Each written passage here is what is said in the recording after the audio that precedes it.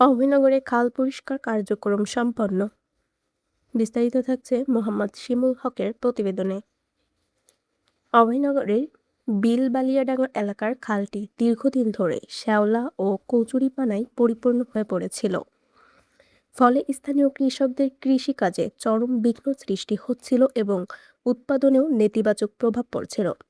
এ পরিস্থিতি থেকে উত্তরণে সাধারণ কৃষক ও এলাকার সচেতন জনগণকে সঙ্গে নিয়ে অভয়নগর থানা বিএনপি সংগ্রামী সাধারণ সম্পাদক কাজী গোলাম হায়দার ডাবলুর উদ্যোগে খাল পরিষ্কার কার্যক্রম পরিচালিত হয়।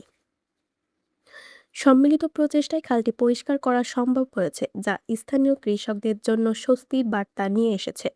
এ সময় এলাকার গণ্যমান্য ব্যক্তিবর্গ সহ সর্বস্তরের মানুষ উপস্থিত থেকে এ উদ্যোগকে সফল করে তোলেন। আরও বিস্তারিত জানতে চোখ রাখুন জাতীয় দৈনিক অভয়নগর পত্রিকায়।